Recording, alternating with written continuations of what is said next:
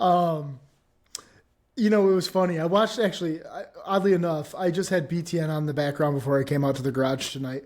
Harlan Barnett's press conference was on, and someone was like, "Hey, do you got to get the guys up for this weekend? Like, stuff like that." And he was like, "Are you kidding me? They know what week it is. Like, obviously, this is their Super Bowl. Like, so I am kind of excited for that aspect of it, Dave. Like, the Spartans are going to bring it, whatever they have. I expect it to be a close first quarter. I can tell you that. I expect that they're going to come out fired up. It's a home game. I do expect it to be a 50-50 split, though, like in the crowd. I expect to look out there and see a lot of maize and a lot of blue. I talked to my father-in-law. It sounds like he's going to get tickets for like 40 or 50 bucks and head down there this weekend.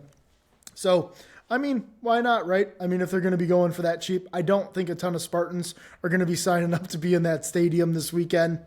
With the spread as large as it is, I would just caution Michigan fans to be like, hey, if it's a slow start, if you get out of the gate slow, just don't worry.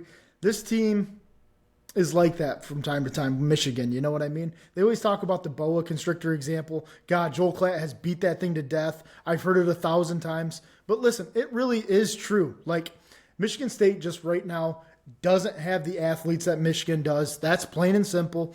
On top of the fact, they just had a huge letdown game at Rutgers. I mean, that was so deflating, Dave. And when you talk about why you lost that game, you didn't lose that game because you're much worse than Rutgers. You lost that game because you're dumb.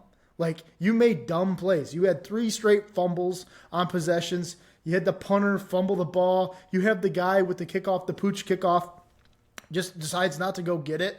It was an embarrassment. It was a clown show, Dave. It really was. And I would expect the Spartans to be a little more clean than that.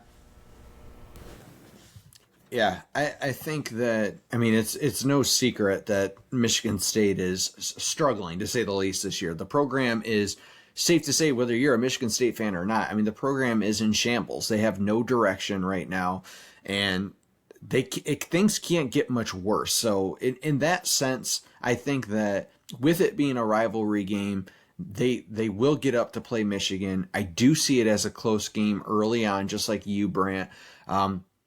I don't have any lack of confidence that Michigan is going to do what they've done all year against all of these teams that they've played, which is kind of start slow and then just slowly outwill you as the game goes on. And it's not even just like the athletes and the skill position.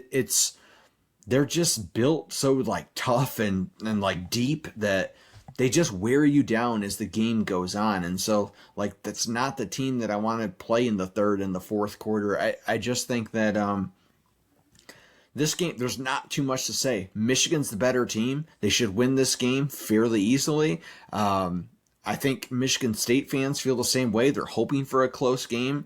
I mean, it's the beauty of this rivalry is these teams are out to kill each other. And I mean that in a way that's like, look, when Michigan State was great and on top of the world in the D'Antonio era, and they were kicking Michigan while they were down for so many years, look, I get it. Like, talk your smack, run up the score, do all of the things, have all the bulletin board material from what Mike Hart said, you know, the little brother comments back in the day. I get all of that.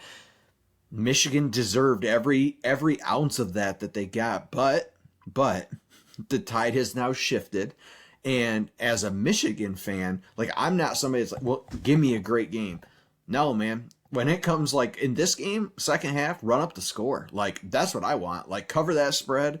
Let the world know that you're not taking anybody lightly. And I think they'll do just that. Just like Michigan State did in the D'Antonio era. Like, it was not that long ago where this was totally shifted. And so I do think that Michigan has to keep this identity of just being tough and being focused. And you heard it, Brant, from like Blake Corum this week talking. I mean, these media reporters, they are searching for the bulletin board material. They are leading the horse to the water and asking questions that are hoping to elicit a response that's going to be like, whoa, this is what Blake said or what JJ said about Michigan State.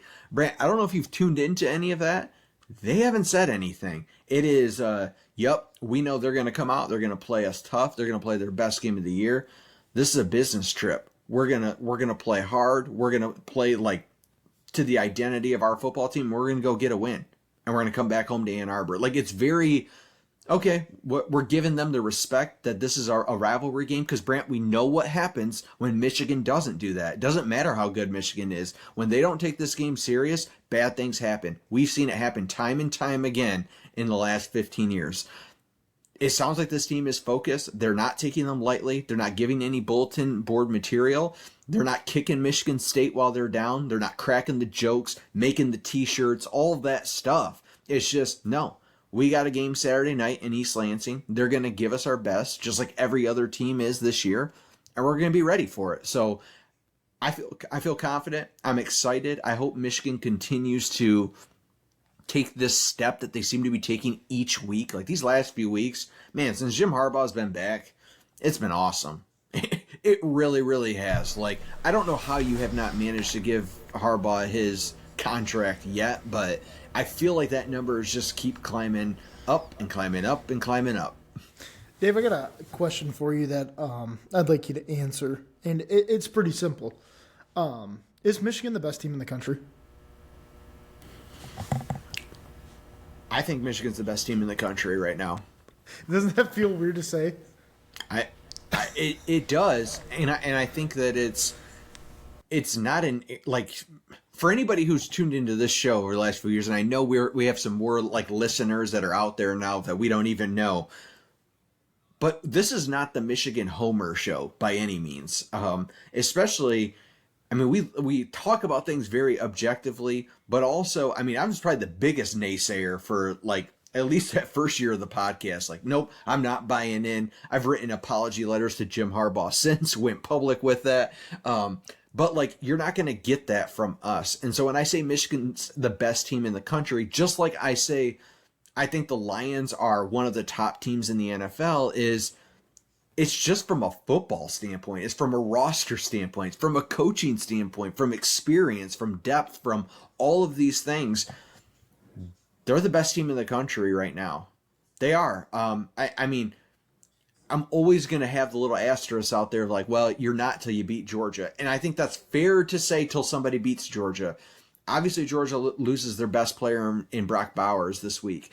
I don't know how long that is. I know they were talking about season ending. It sounds like he could be back in a few weeks and be back to play Tennessee. Who knows? I'm not thinking about Georgia right now. I'm thinking about this Michigan team.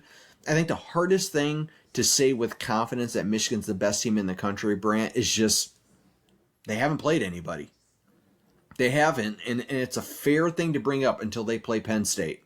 And we're going to learn a lot about Michigan at that time.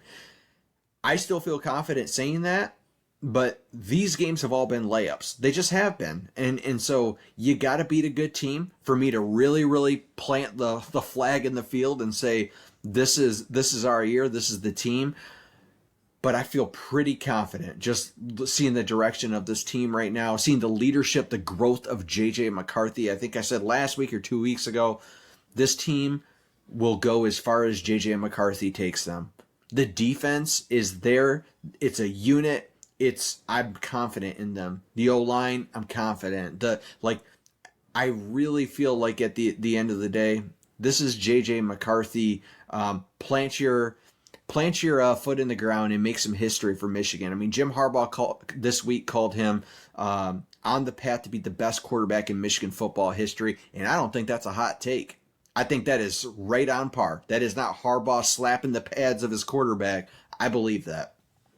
What about you, Brant? I'll flip that over to you, and then let's get into the betting segment. Is Michigan the best team in the country? I will say that Michigan is the second best team in the country right now. It is, it's funny because I think it's Georgia until otherwise proven otherwise, Dave. And that obviously, I mean, you make great points about Brock Bowers and things like that, but boy, have I seen a lot of Georgia players be injured in the last couple of years, and it has not slowed that train down. And I think that's a fair assessment of them. That really isn't just blowing smoke or whatever. Those are real things. Like George Pickens, remember, he was like out for that extended period of time, came back and had a couple of catches in the playoff games, whatever. But really, I mean, he could be considered their best player. And, they just continue to do what they do. And we'll see what they come down the stretch with, and I totally get it. So yet to be seen from them, because you could also say the same thing that you say about Michigan, about Georgia. Well, have they really played a tough schedule? They kind of played a paper tiger in Kentucky, a one-trick pony that just kind of got their doors blown off by Missouri at home. So not really impressed with Kentucky right now.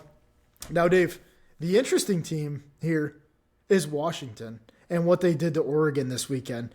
And I think everybody's kind of how America feels about the Lions is kind of how I think America is gravitating towards Washington and the Michael Penix situation and this high-flying offense. And they do all the things that are fun to watch. And Dan Lanning gave them the ball back with a minute 20, which is apparently way too much time for them or whatever. They score in 2 plays. They go 60 yards in 2 plays, like no problem. And it was awesome to watch. As a fan of college football, that was amazing. And I think that Washington's defense has some questions, obviously, and it would be a heck of a game if Washington and Michigan actually got to play. I know we're talking about a Big Ten matchup, which is exciting, but shouts to 2024. But if both of those teams get in the playoffs, how fantastic that would be. Yet to be seen from the who's going to make it there, obviously, but that would be a really cool matchup. Love this Washington team, Michael Penix Jr. Right there with you. That Oregon game was just awesome, by the way. Just good for college football. And then you saw USC just take one on the chin, too. So, yeah, I feel comfortable with my take, with the asterisk that, until somebody beats Georgia, sure, they're the best team in the country and deserve to be. But the question you asked me was, do I think Michigan is the best team in the country? I do. Do I think they deserve to be ranked number 1? I do not, until somebody beats Georgia. So on that note,